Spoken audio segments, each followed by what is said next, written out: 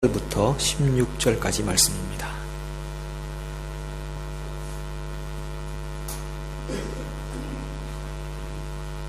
빌립보서 3장 7절부터 16절 말씀, 한 절씩 교독으로 읽겠습니다. 그러나 무엇이든지 내게 유익하던 것을 내가 그리스도를 위하여 다 해로 여길 뿐더러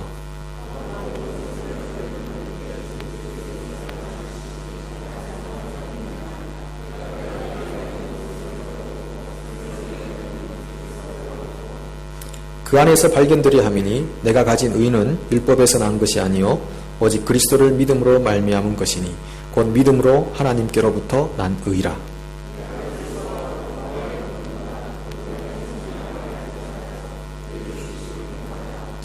어떻게 해서든지 죽은 자 가운데서 부활에 이르려 하노니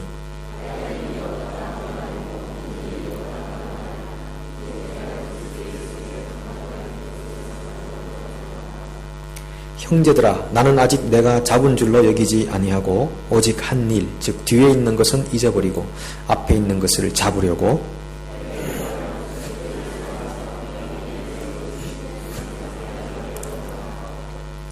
그러므로 누구든지 우리 온전히 이룬 자들은 이렇게 생각할지니 만일 어떤 일에 너희가 달리 생각하면 하나님이 이것도 너희에게 나타내시리라.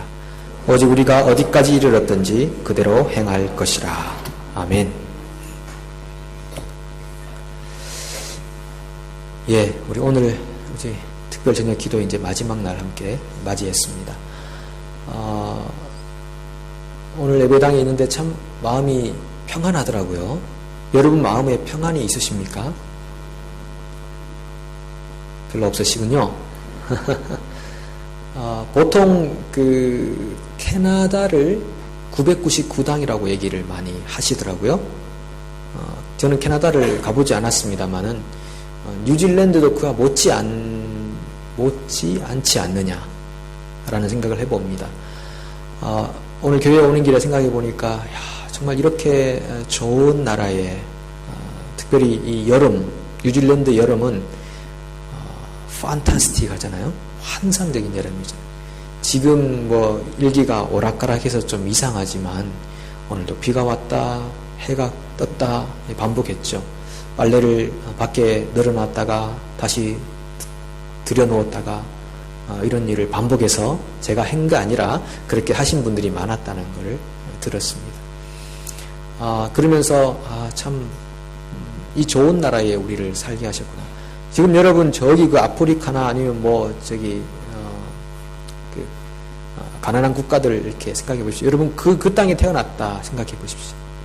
그것만 해도 참 우리 불평하면 안 되죠. 예. 그리고 우리가 어떻게 해서 예수를 알게 됐잖아요. 예. 그것만큼 또 값진 것이 어디 있습니까? 지난 주일날 그 어떤 목장 모임 하는데 제가 잠깐 참석했었는데 어떤 분이 이제 얼마 전에 우리 교회에 다시 이제 믿음을 회복하고 나와서 예배 참석하시는 분인데 한국의 어떤 분한테 전화를 하는데 이분이 너무 막 기쁘다고 하고 좋다고 하니까 뉴질랜드 가서 로또 당첨된 줄 알았대요. 그래서 로또 당첨됐냐? 그러니까 로또보다 더 좋다고. 뭔데? 내가 믿음을 회복해서 다시 교회 출석하고 있다고. 요즘 너무 좋다고. 이렇게 얘기하시는 거를 들었습니다. 어쩌면 첫사랑이기도 하고 첫사랑의 회복이기도 하고 그런 마음인데 우리 속에도 그런 설레임과 로또 이상의 감사가 필요하지 않을까요? 우리 속에 무엇 때문에 여러분 지금 고민하고 걱정하고 염려하고 있으신가요? 인생의 어떤 풍랑 때문에 그러신가요? 그리고 적어도 우리가 지금 이 자리에 와 있잖아요. 지금 이 자리가 어떤 자리입니까? 하나님이 초대하신 자리고 하나님 만나는 자리잖아요. 너무너무 소중한 자리입니다. 이 자리에 올 수 있다는 것 자체가 하나님의 은혜의 혜택을 받았다라고 생각합니다. 그래서 예수님께서 말씀하시기를 너희 마음에 천국이 있다 그러셨거든요. 우리의 마음의 풍랑이 일면은 아무리 환경이 좋은 뉴질랜드든 뭐 호주든 캐나다든 어디를 살아도 지옥이죠. 근데 우리 마음에 천국이 있다. 초가상간도 천국이 될 수 있는 곳. 예, 그곳이 이곳이 아닌가 생각합니다. 그래서 여기는 999당이라고 표현을 하는데 오늘은 천당입니다. 천당. 그래서 옆 사람에게 한번 우리 마지막 날 인사 한번 하시죠. 천당에 오신 걸 축하합니다. 한번 인사하시겠습니다. 예.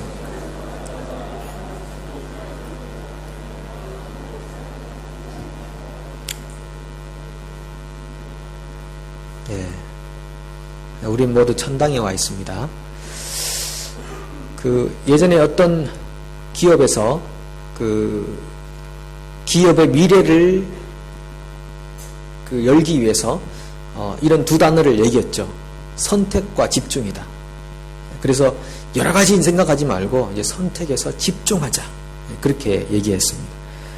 그래서 그 캐치프레이즈를 가지고 기업을 일으켰어요. 잘 됐습니다. 그런데 요즘은 또 다른 이야기를 하죠. 경영 전략에 대한 이야기인데, 그 네트워크 기업인 시스코라는 회사의 부사장인 인더시드라는 분이 투 레빗츠라는 경영 전략을 내놓았습니다. 투 레빗. 그게 뭐죠? 두 마리 토끼를 잡는다는 겁니다. 선택과 집중이 아니다. 이제는 그런 시대가 아니고 두 마리 토끼를 다 잡을 수 있다. 그렇게 해서 성공한 사례들을 막 열거하면서 책을 또 펴냈습니다. 경영에 있어서는 여러분 진리라는 것은 없는 것 같습니다.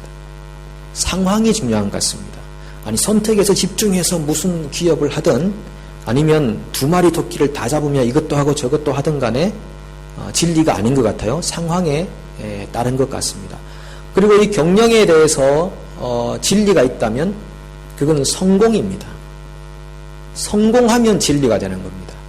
내가 이런 방법으로 기업을 일으켰는데 잘 되더라. 그럼 이게 진리가 되는 거죠. 그 분야에서. 그런데 우리 인생에 있어서는 어떤 것입니까? 우리 인생에 있어서도 두 마리의 토끼를 다 잡을 수 있을까요? 이 인더시드라는 분이 기업의 전략은 이제는 오어가 아니다. 엔드다. 이렇게 표현하죠. 우리 인생은 어떨까요? 우리 인생도 엔드로 살 수 있을까요? 아니면 오어로 살아야 할까요? 오늘 우리 그런 부분에 대해서 함께 말씀을 좀 나눠보고자 합니다. 여러분 인생의 목표가 무엇이고 지금 어떤 길을 향해서 달려가고 계십니까? 지금 달려가고 있는 그 길 끝에 무엇이 있을까요? 생각해 보십시오. 우리가 3일간은 뜨겁게 기도도 하고 주님 앞에 부르짖고 나갔는데 오늘은 좀 우리가 주님과 대화하고 묵상하고 우리 인생을 같이 설계해보는 좀 그런 시간들을 가지면 좋겠습니다. 여러분이 지금 가고 있는 인생의 걸음이 있잖아요. 누구나 다 가고 있거든요. 그 걸음의 끝에 뭐가 있을까요? 그 길의 마지막 그 파이널 그 라인에 무엇이 있을까요? 한번 생각해 보십시다. 보통 우리가 어떤 목적지를 정해놓고 길을 가잖아요. 내가 어느 방향에 언제 어디를 가야 된다. 그 잘 알지 못하는 길이다. 그럴 때는 어떡합니까? 미리 가야 할 길의 그 루트를 한번 그려보는 거죠. 아니면 내비게이션 한번 쳐보는 겁니다.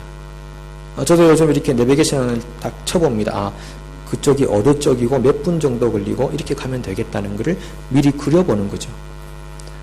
제가 지금까지 만난 분 중에 가장 성격이 급한 분이 한 분 있는데 제가 예전에 한번 말씀드린 적이 있는데 이분은요 목적지가 어딘지도 모르고 달려가는 분이에요. 그 한국에 있을 때 주일날 이제 고등부 야외 예배 간다고 이제 차를 막 몇 대를 동원해서 가는데 그 어떤 장로님인데 그 이분이 이제 목적지를 알지도 못하고 막 그 선생님들이 빨리 얘기 안 해주니까 급해가지고 출발해버렸어요 그냥. 그래서 한참 막 갔는데 아니 장로님이 안 오신 거예요. 그 도착지에. 다른 차는 다 왔는데 그 차만 제일 빨리 간 차인데 아직까지 헤매고 있는 거 어디 있었는지. 그래서 결국은 야외 예배 다 끝나기 전에 겨우 도착했죠. 아니 그 차를 탄 학생들은 도대체 무슨 죄가 있는 겁니까? 성격 급해도 그렇게 급한 분은 처음 봤어요. 어디 가는지도 모르고 안 가르쳐 준다고 그냥 가버린 거죠. 그냥 무조건. 만약에 우리 인생을 그렇게 살아간다면 어떻게 되겠습니까? 지금 내가 어디로 가는지도 모르고 무조건 가는 거죠. 가보니까 내가 지금 어디로 가고 있지? 그런 경우들이 발생할 수 있는 거죠. 여러분 혹시 차를 한참 타고 가다가 내가 지금 어디로 가고 있지? 그런 경험 해보신 적 있으신가요?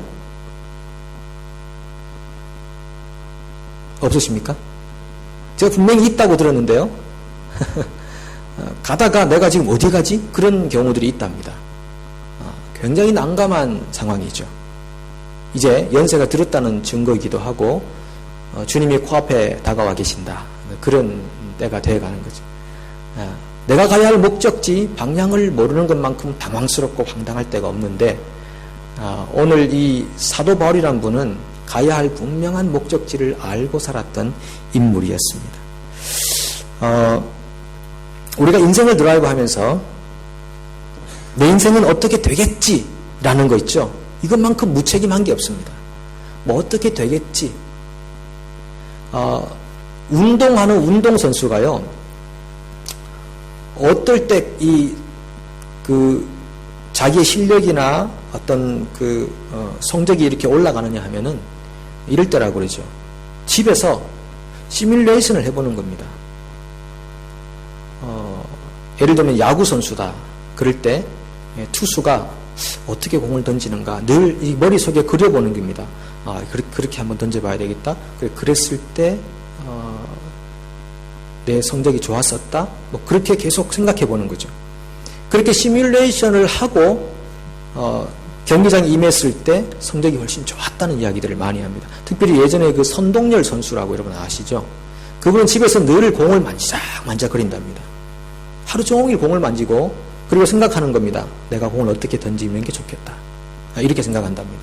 운동선수들도 예를 들면 골프 선수 같은 경우도 집에서 이렇게 시뮬레이션을 해보는 겁니다. 자세를 그렇게 해서 그렇게 치면 되겠다. 그것이 굉장한 효과를 가진다고 그래요. 그런데 우리 인생을 어떤 것보다 중요한 우리 인생에 대해서 시뮬레이션을 해보지 않는다. 이것만큼 어리석고 무책임한 것은 없다는 말입니다. 뭐 어떻게 되겠지 이렇게 인생을 살아서는 안 된다는 겁니다. 그래서 시운전이 항상 필요한 거죠. 제가 결혼예배학교에서도 그런 얘기 나눴습니다만 스티븐 코비가 그런 얘기를 했습니다. 사람은 두 번 창조한다. 두 번 창조한다. 첫 번째는 정신적인 창조, 두 번째는 물리적인 창조랍니다. 이게 뭐냐면 실제적으로 내가 무슨 일을 하기 전에 그 일에 대해서 시뮬레이션을 해보는 겁니다. 이 블루프린트를 한다고 하죠. 청사진을 그려보는 겁니다. 내가 그 일을 이렇게 해서 저렇게 하면 되겠구나. 거기서 발생하는 문제는 이것이겠구나. 그럼 이렇게 보충해야 되겠구나. 라고 먼저 정신적인 창조를 하고 그 다음에 그 일을 시작하는 겁니다. 예. 그렇게 할 때 우리가 하고 있는 일이나 인생에서 발생할 수 있는 문제점들을 충분히 캐치하고 극복할 수 있는 확률이 높아진다. 그런 얘기를 했습니다. 근데 사도 바울은 이 정신적인 창조를 굉장히 잘했던 분입니다. 늘 자기 인생을 먼저 미리 그려봤어요. 셀프 모티베이트가 잘 되신 분입니다. 이 사도 바울의 인생을 두 가지로 나눌 수 있는데 예수를 만나기 전하고 만난 이후의 인생이라고 이렇게 볼 수 있잖아요. 만나기 전에도 이분은 굉장히 중요한 목표를 가지고 있었어요. 내가 어떤 인생을 살 거다라는 그 목표의식이 있었습니다. 그게 뭐냐면 내가 하나님을 위해 산다라는 목표였습니다. 그래서 나사렛 예수 저 이단들을 다 제거해야 돼. 그것은 뭐 단순히 일로 했다기보다도 하나님을 위해 산다는 그 대전제와 목표 아래 그런 일을 열심히 했던 그런 인물이었죠. 예수를 만난 이후에 어떻게 바뀌었습니까? 또 동일한 목표의식은 있었습니다. 이 예수가 진리구나. 이 예수가 내가 섬기고 따르던 하나님이시구나 하는 것을 분명히 깨닫고 또 다른 목표가 생겼죠. 내가 이 예수를 위해 살아야 되겠다. 예수를 전하며 살아야 되겠다. 이런 분명한 인생의 목적과 목표를 가졌습니다. 바울은 목적 없이 목표 없이 살았던 적이 한 번도 없죠. 그런데 조금 다릅니다. 예수를 믿기 전에도 목표가 있었고 믿은 후에도 목표가 있었는데 믿기 전에 목표는 엔드의 인생이었습니다. 그런데 믿은 이후의 목표는 오아의 인생이었습니다. 믿기 전에 하나님을 위해 살아야지 그랬는데요. 그가 하나님을 위해 살면서도 자기에게 따라왔던 부수적인 것들이 참 많았어요. 이 본문 제가 앞쪽은 안 읽었는데 앞쪽에서 뭐라고 하냐면은 3장 4절부터 쭉 보시면요. 5절부터 보겠습니다. 나는 8일 만에 할례 받고 이스라엘 족속 베냐민 지파 히브리인 중에 히브리인 율법으로 바리새인. 그러니까 내세울 게 너무너무 많았어요. 하나님을 섬기고 하나님을 위해 산다고 했지만 자기 속에 자랑거리가 굉장히 많았다고요. 이 정도는 돼야 그래도 남들 앞에 나설 수 있다고 생각했던 그런 사람의 모습이었죠. 엔드의 인생이었습니다. 그런데 그가 예수를 만난 다음에는 엔드를 버렸어요. 그리고 오아의 인생을 살았습니다. 내게 따라왔던 이런 자랑거리들과 하나님 중에 예수님 중에 선택해야 된다는 것을 그가 분명히 깨달았습니다. 그래서 나머지 것들을 버렸습니다. 과감하게 버렸습니다. 그리고 예수 그분 그 한 분을 위해서 살아가는 것이 인생의 목적이 되어야 된다는 것을 분명하게 깨달았습니다. 그래서 바울은 엔드에서 오아로 바뀐 그런 인생의 대표라고 생각할 수 있습니다. 그래서 7절과 8절이 이렇게 말하잖아요. 그러나 무엇이든지 내게 유익하던 것을 내가 그리스도를 위하여 다 해로 여길 뿐더러 또 모든 것을 해로 여김은 내 주 그리스도 예수를 아는 지식이 가장 고상하기 때문이라. 내가 그를 위하여 모든 것을 잃어버리고 배설물로 여김은 그리스도를 얻고. 그렇게 표현합니다. 내게 유익하던 것들이 다 해롭대요. 해롭다 뿐 아니라 나중에 뭐라고 합니까? 배설물로 여긴다. 이 영어 성경에서 러비시, 쓰레기통, 쓰레기같이 여긴다는 겁니다. 그리고 다른 성경에서는 덩, D-U-N-G로 표현되어 있어요. 덩은 한국말로는 D-D-O-N-G라고 표현하죠. 배설물, 쓰레기로 여긴답니다. 아니 이게 도대체 어떻게 된 거예요? 예전에는 자기가 하나님을 섬긴다고 목표로 삼고 살면서도 이것도 같이 가지고 있었다고. 나는 이 정도 사람이라는 거, 이것도 중요하다는 거. 그래서 자기가 배운 학문, 가문, 지식, 로마 시민권을 소유하고 있다던 거, 뭐 이런 모든 것들이 같이 병행되었다고요. 근데 예수 믿고 나니까 이게 다 쓰레기다는 거예요. 쓰레기. D-U-N-G. 아무것도 아니다. 오히려 해롭다. 이렇게 생각한다는 거예요.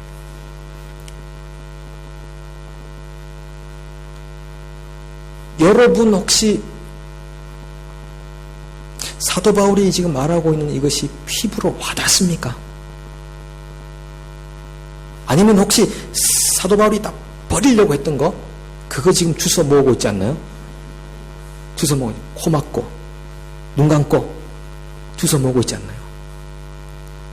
이 말씀은 굉장한 말씀입니다. 사실 무엇을 위해 살 것인가를 결단하라는 거죠. 두 가지 다 가지고 간다? 이거 아니라는 겁니다. 이거 신앙 아니라는 겁니다. 어쩌면 유대교 신앙인지도 모른다는 거죠. 예수를 만나기 전의 삶이라는 겁니다. 예수를 만난 이후의 삶은 그게 아니라는 겁니다. 예수를 아는 지식이 가장 고상한 지식이다. 그것을 위해서 요거 좀 제껴놓고 그게 아니라 이거 완전 해로 여긴다. 쓰레기처럼 취급한다라고 이렇게 표현하는 거죠. 그 철학자들의 얘기 중에 밀이라는 사람, 공리주의 철학자 이렇게 표현하기도 하는데 이런 말을 했습니다. 배부른 돼지보다 뭐죠? 배고픈 소크라테스가 낫다. 이렇게 표현했습니다. 공리주의는 개인의 이익과 사회의 이익을 동시에 추구하는 이제 그런 주의인데 이분은 그 앞에 벤담이라는 분하고 좀 다른 분이에요. 벤담이라는 분은 좀 양적, 물리적, 여기는 정신적인 그 공리주의라고 말하는데 배부른 돼지보다 배고픈 소크라테스가 낫다. 이렇게 얘기했다고요. 그런데 요즘은 이게 굉장히 어리석은 질문이죠. 여러분, 배부른 돼지가 좋습니까? 배고픈 소크라테스가 좋습니까? 뭐가 되실래요? 예? 벌써 배부른 소크라테스가 되고 싶다고 그러잖아요. 이게 요즘 퓨전 시대의 현상입니다. 박 목사님 대표적으로 퓨전 시대의 현상을 그대로 보여주는 거죠. 이건 이제 어리석은 질문이에요. 배고픈 돼지, 배부른 소크라테스, 배고픈, 어쨌든, 배부른 소크라테스가 되고 싶다는 거죠. 그거 다 왜 못했냐는 겁니다. 그게 우리 신앙의 모습이거든요. 우리 신앙의 모습이 그럼, 멀티타스킹 다 하는 겁니다. 이것도 하고 저것도 하면 되지. 뭐 왜 꼭 오와 둘 중에 하나를 선택하라고 그러는 거예요. 이렇게 표현하죠. 그래서 예수 잘 믿고 돈도 많이 벌고 뭡니까? 내부 좋고 누이 좋고 그 가재치고 도랑치고 꽁잡고 매잡고 하여튼 뭐 도랑치고 가재 잡고 다 하면 되지 뭘 하나만 하려고 그래. 예수 믿고 돈 많이 벌고 예수 믿고 잘 유명해지고 예수 믿고 세상에서도 힘을 얻고 둘 다 하자 이겁니다. 이게 요즘 추세인 거예요. 근데 예수님은 그렇게 말씀 안 하셨잖아요. 너희가 하나님과 재물을 겸하여 섬길 수 없느니라. 근데 이건 이제 요즘 세상 사람들은 예수님 뭔가 모른다는 거죠. 그 시대만 해도 지금 21세기 그때는 굉장히 좀 2000년 전이니까 좀 생각이 좀 고루한 시대니까 둘 중에 하나를 선택하려고 하는데 그게 아니라 지금 하나님도 섬기고 재물도 충분히 섬길 수 있다. 스케이트 선수처럼 싹싹 빠져나가면서 전문가처럼 그렇게 할 수 있다고 생각하는 그런 시대. 그래서 요즘 나오는 거 뭐 청부론, 깨끗한 부자, 그런 거, 그리고 뭐 고지론, 높은 데 올라가자. 우리 크리스찬들이 높은 자리를 차지하자. 그래가지고 영향력을 미치자. 굉장히 좋은 말 같아요. 깨끗한 부자, 부자가 되자. 그리고 깨끗하게 살자. 뭐 말이 맞는 것 같기도 하고 아닌 것 같기도 하고 혼돈된 그런 것들이 혼합적으로 나오는 게 이게 바로 시대적인 현상 중에 하나잖아요. 둘 다 할 수 있다는 거예요. 배부른 소크라테스가 되자라는 겁니다. 그래서 아까 말씀드린 예수 잘 믿고 돈 많이 벌고 이건 뭐냐면요. 원래는 그 뜻이 아니고 예수 잘 믿어서 돈 많이 벌자 이겁니다. 뉘앙스가 중요한 거죠. 그리고 예수 잘 믿고 유명해지자 이 말은 예수 잘 믿어서 유명해지자 이겁니다. 예수 잘 믿고 힘도 얻고 이거는 예수 잘 믿어서 힘 얻자 그렇게 되는 거죠. 그러니까 목표와 목적이 뭐냐면 뒤쪽에 있는 겁니다. 무게 중심이 현실인 거예요. 그래서 예수 잘 믿는 거는 과정입니다. 프로세스입니다.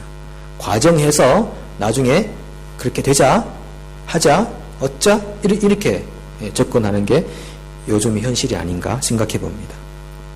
근데 바울은 그 목표점 끝이 뭐냐 하면은 그리스도를 얻는 것이다 이렇게 표현합니다. 우리는 그리스도를 얻어가지고 하자 이렇게 되는 건데 바울은 그게 아니라 목표 끝점이 그리스도를 얻는 것이다 이렇게 합니다. 바꿔가지고 돈 많이 벌어서 예수 잘 믿자 이건 뭔가 좀 안 맞는 얘기잖아요. 말이 안 되죠. 돈 많이 버는 거하고 예수 잘 믿는 거하고 어떻게 직결되는 겁니까? 그러니까 이게 말이 안 되니까 이게 바뀌면은 예수를 잘 믿자, 예수를 얻자가 뒤로 가면 이 앞에는 문제가 안 되는 겁니다. 근데 이게 바뀌어 있으면은 예수 잘 믿는 거는 과정일 뿐이에요. 중요한 거는 뒤쪽에 무게를 두고 있는 거죠. 우리는 아이들에게 어떤 가치관을 심어주고 있는지 모르겠습니다. 많이 우리가 생각해 볼 부분이라고 생각합니다. 그런데 이런 것은 아니에요. 바울이 예수를 얻는 것이 목표다라고 하는 그것이 현실적인 일은 대충 해도 돼. 그걸 말하는 게 아닙니다. 바울은 텐트 메이커였잖아요.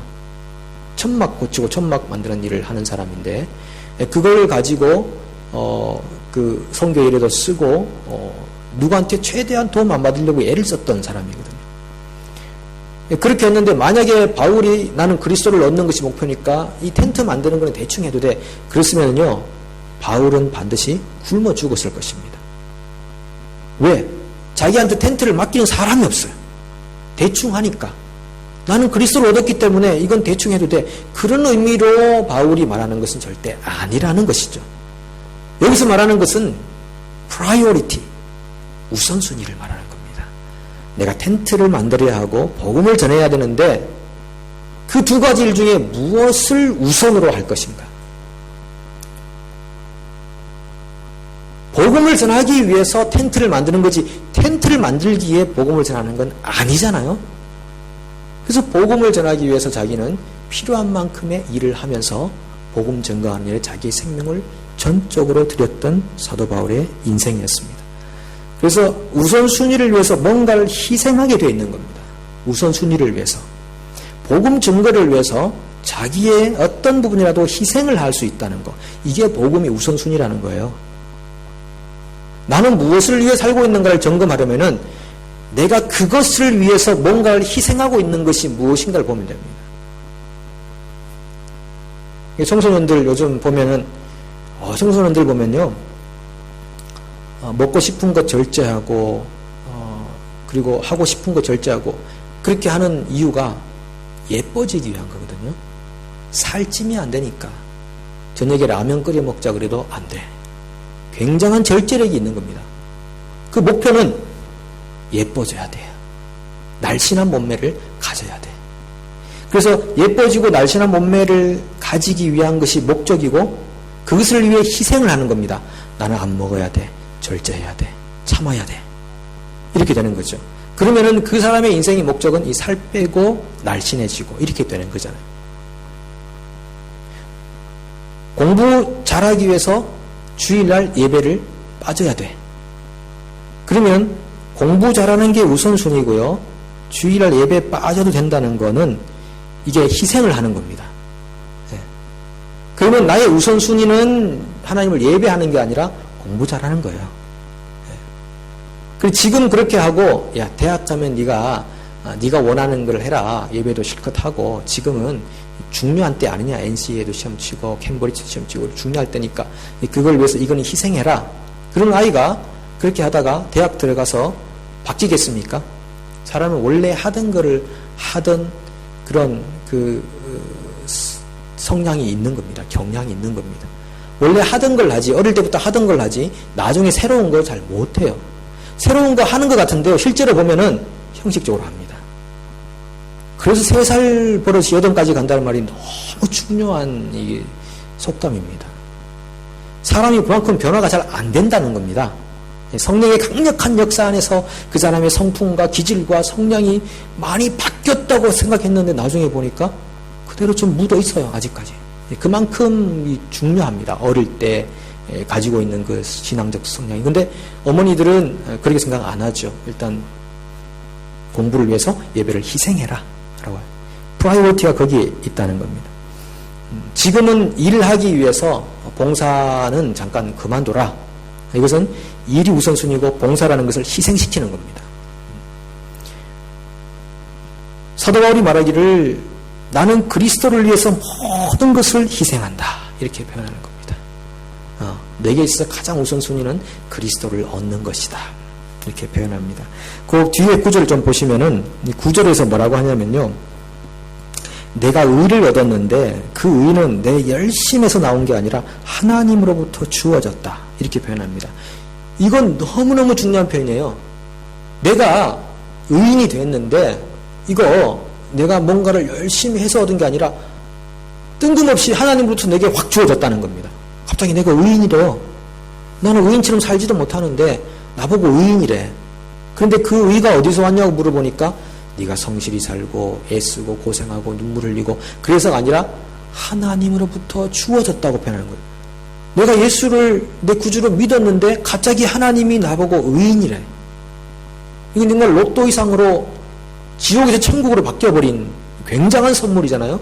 글로 표현되어 있으니까 표현이 잘 안 되는데 굉장한 선물이 자기에게 주어졌다는 겁니다. 그것이 자기에게는 모티베이션이 되는 겁니다. 내가 왜 예수를 위해 사느냐 하면은 내가 예수 그리스도 때문에 하나님 앞에서 의인이 됐거든. 내 힘으로 어떤 힘으로도 할 수 없었던 그것을 예수께서 내게 전폭적으로 주셨거든. 모든 것을 얻었으니까 그분을 위해 모든 것을 바친다는 아주 논리적인 이야기를 지금 사도 바울이 전개하고 있는 겁니다. 그리고 말하는 것이 내가 그 의를 얻었기 때문에 매일 죽는다. 그리고 부활에 참여하려 한다. 그리고 매일 고난에 동참한다. 이런 얘기를 합니다. 죽는다, 부활한다, 고난받는다, 죽음, 부활, 고난 이런 이야기들을 이렇게 나열을 하고 있는데요. 이걸 다른 말로 하면 이제 내가 모든 세상의 가치를 쓰레기처럼 취급한다 라는 뜻입니다. 여러분, 부활한다, 죽는다, 고난받는다를 감상적으로 생각하면 안 됩니다. 그래, 죽어야 돼, 울어야 돼, 그리고 내가 부활해야지, 고난, 아파, 힘들어, 피곤했어 오늘, 이번 주는 정말 피곤하고 힘들었어, 이렇게 해서 감상적으로 생각하지 말라는 거죠. 아주 현실적으로 예수 그리스도를 얻기 위해서 너 오늘 뭐 포기할래? 뭐 희생할래? 뭐 손해볼래? 이렇게 나가는 겁니다. 그런데 그건 다 붙잡고 있으면서 감상적으로만 그래 나는 피곤하고 힘들었어, 그래 그리스도를 얻기 위해 죽어야 돼, 부활해, 이거 아닙니다. 아주 현실적으로 그리스도를 얻기 위해 네가 포기하는 건 뭐야? 희생하는 건 뭐야? 손해보는 건 뭐지? 이렇게 다가와야 되는 거예요. 그것이 부활, 고난, 죽음이라는 의미가 아닌가 생각합니다. 그래서 복음은 우리에게 자꾸 오아의 인생을 요구하고 우리는 엔드의 인생을 살려고 자꾸 이렇게 노력하죠. 뉴질랜드에서 만든 영화, 아주 좋은 영화 있잖아요. 반지의 제왕. 거기 마지막 장면 참 멋있지 않습니까? 멋있지가 않다. 그러게 하셨죠. 굉장히 멋있는데 거기 이제 보면 골룸, 원래 골룸이 그 짐승이 아니잖아요, 그죠? 사람이잖아요. 그 골룸이 반지가 그 영광로 속으로 떨어질 때 자기도 본능적으로 반지 속으로 확 뛰어들잖아요. 그가 그 골룸이 했던 대사 중에 가장 유명한 대사가 뭐죠? My precious 이렇게 해야 됩니다. 이 뒤를 조금 흐리게 이렇게 My precious 이렇게 해야 됩니다. 정말 내가 소중하게 여기는 거, 내 인생의 가치, 목적 이겁니다. 자기는 그걸 위해 산 거예요. 반지를 위해 살아간 겁니다. 반지를 위해 살다 보니까 짐승이 돼버렸어요.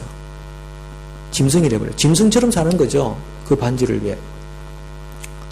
저는 솔직히 말씀드려서 교회에 다니시는 분들 중에도 골룸 같은 분들을 봅니다.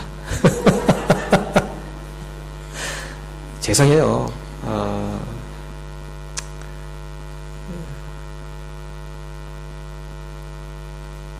이거 솔직한 심정이에요. 골룸 같은 분을 본다고요. 그리고 제 속에서도 그런 걸 봐요. 좀 회복이 해졌습니까, 이제? 골룸 같은 성향이 있다고요. 답답해 죽는 거예요. 왜 그렇게밖에 안 될까? 왜 그럴까? 제가 잘 몰라서 그런 경우도 있겠지만, 하여튼 그런 거죠. 그래서, my precious. 이렇게 살아가는 성향이 많이 있습니다. 그렇게 내가 소중하게 여기고 아끼고 위하며 살아갈 때 분명 내 뒤에는 많은 희생이, 그것을 위해서 많은 희생이 지금 희생의 값이 치러지고 있다는 것을 기억해야 된다는 것이죠. 바울이 이렇게 표현합니다. 나는, 자기는 벌써 사실 예수를 통해서 의를 얻었다고 그랬어요. 그럼 이제 노세 젊어서 노세 그러고 살아야 되는데 그렇게 살지 않고 나는 그것을 얻었다. 그러나 완전히 이루었다고 생각하지 않는다. 그리고 나는 오늘 표대를 향해서 달려간다.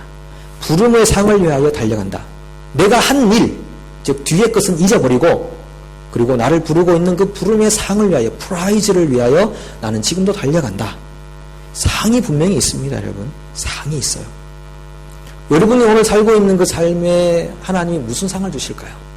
한번 생각해 보십시오. 그래, 너 참 수고했다. 너 예수를 얻기 위해서 이런 희생과 헌신과 손해를 봤구나. 이렇게 우리를 칭찬하실 만한 것이 있는지요? 이건 농담이 아닙니다. 주님께서 우리에게 반드시 계산할 날이 올 것입니다. 그런데 2012년 그때 우리의 삶에 대한 모든 것이 행위로 기록이 되어 있을 겁니다. 그때 네가 나를 얻기 위하여 이런 것들을 내려놓았었구나. 그래, 그 참 힘든 시간이었는데 어떻게 그걸 견뎠니? 이렇게 분명히 계산할 날이 올 것입니다. 사도 바울이 살았던 때가 한 AD 한 60년, 61년 이런 때라고 한다면 이렇게 생각했었고요. AD 60년을 산 다음에 그래, 내가 원래는 이렇게 살았구나. 자, 이제 내가 지금까지 예수를 만난 다음에 살았던 10수년의 인생을 잊어버리자. 잘한 것도 잊어버리고 잘못한 것도 잊어버리고 다 이제 forget it. 다 잊어버리고 이제는 61년, AD 61년을 살 텐데 자, 이번 해 동안 내가 나를 부르신 주님의 부름의 상을 달려가기 위해서 어떻게 할 것인가? 자, 생각해보자. 그럼 또 목표를 정하는 겁니다. 그래, 원래는 내가 어디까지 가서 복음을 증거해야 되겠다.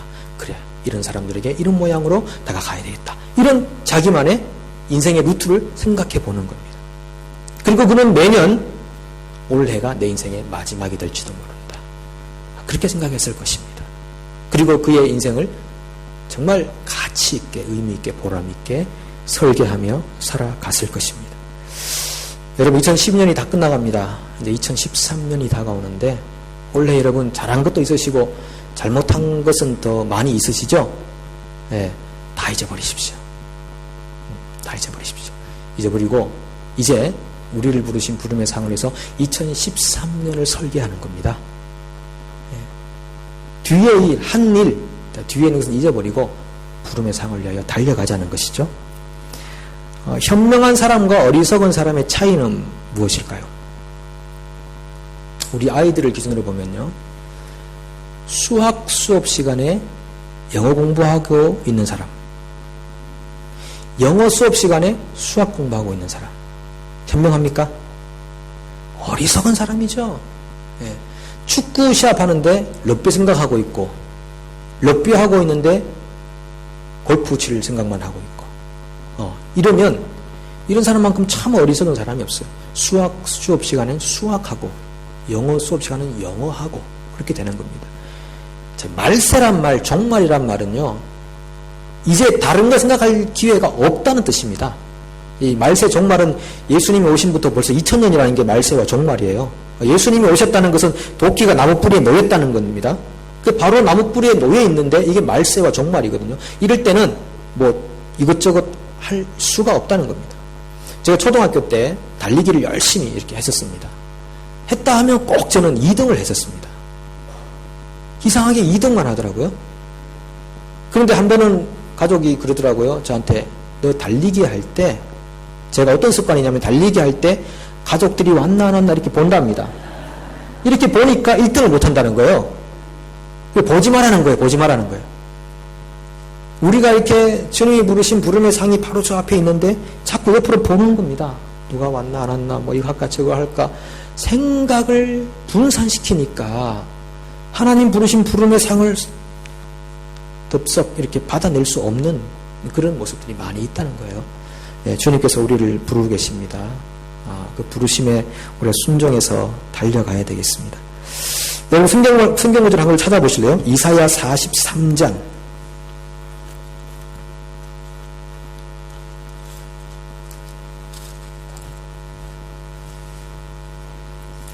이사야 43장 18절부터 21절. 오늘 여러분들을 축복하면서 여러분들에게 드리는 말씀입니다. 이사야 43장 18절부터 21절. 구약성경 1020페이지입니다. 자, 이사야 43장 18절부터 21절 같이 한번 읽어보겠습니다. 너희는 이전 일을 기억하지 말며 옛날 일을 생각하지 말라. 보라, 내가 새 일을 행하리니 이제 나타낼 것이라. 너희가 그것을 알지 못하겠느냐. 반드시 내가 광야의 길을 사막의 강을 내리니 장차 들짐승 곧 승냥이와 타조도 나를 존경할 것은 내가 광야의 물을 사막의 강들을 내어 내 백성 내가 택한 자에게 마시게 할 것임이라. 이 백성은 내가 나를 위하여 지었느니 나를 찬송하게 하려 함이니라. 아멘. 네. 하나님이 우리에게 이전 일, 옛적 일 생각하지 마라. 이제 2013년을 기대하고 기억하고 그러면 시뮬레이션을 해보는 겁니다. 내가 2013년에는 어떤 삶을 살까? 주님 앞에서 묵상해보는 겁니다. 그리고 주님께서 내 인생에 이 사막의 강을 내시겠구나. 광야의 길을 내시겠구나. 이 말씀을 우리가 아멘으로 언약의 말씀으로 받으라는 거예요. 그렇게 믿음으로 고백하면서 나아갈 때 하나님이 정말 우리 앞에 그 황량한 광야 위에 어디로 가야 할지를 보여주는 길을 내시겠다는 거고요. 사막, 물 없는 그 사막에서 강을 내시겠다는 거거든요. 그런데 이런 말씀이 주어지는데 뭐 예전에도 그래 봤는데 안 됐어요. 그렇게 생각하면 아무것도 안 일어나죠. 그렇구나. 주님께서 내게 주시는 말씀이구나. 아멘. 주님이 하신 일은 놀랍습니다. 내가 그것을 기대합니다. 그런 믿음의 반응을 할 때 이 말씀의 약속이 여러분 인생 가운데 성취되는 것입니다. 그럴 때 우리 2013년의 인생은 그전보다 훨씬 더 풍성한 인생이 되는 거죠. 여러분 기대하십시오. 사모하는 영혼에게 하나님께서 만족함을 주신다고 했거든요. 기대하는 만큼 주시는 겁니다. 기대하는 만큼. 주님의 은혜를 기대하셔서 2013년의 인생이 그 어떤 해보다도 정말 은혜롭고 복되고 하나님의 영적인 신령한 것들이 채워지고 정말 여기가 천국이군요. 천당입니다라고 주님 앞에 고백할 수 있는 그런 하나님의 놀라운 역사들을 체험하는 한 해가 될 수 있기를 간절히 축복합니다. 우리 함께 찬양하고 기도하는 시간 좀 갖도록 하겠습니다.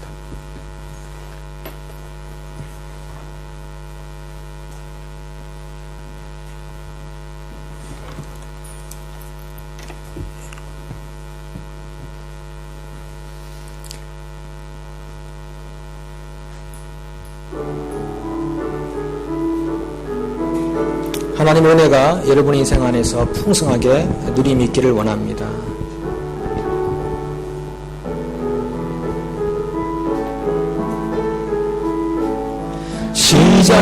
시작됐네 우리 주님의 능력이 나의 삶을 다스리고 새롭게 하네 자유하네 저 사망으로부터 나의 삶은 변화오나 충만하네 은혜로다 주의 은혜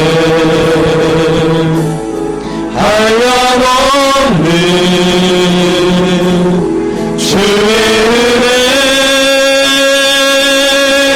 은혜로다 주의 은혜 변함없는 신실하신 주의 은혜 시작됐네 우리 주님의 능력이 내 삶을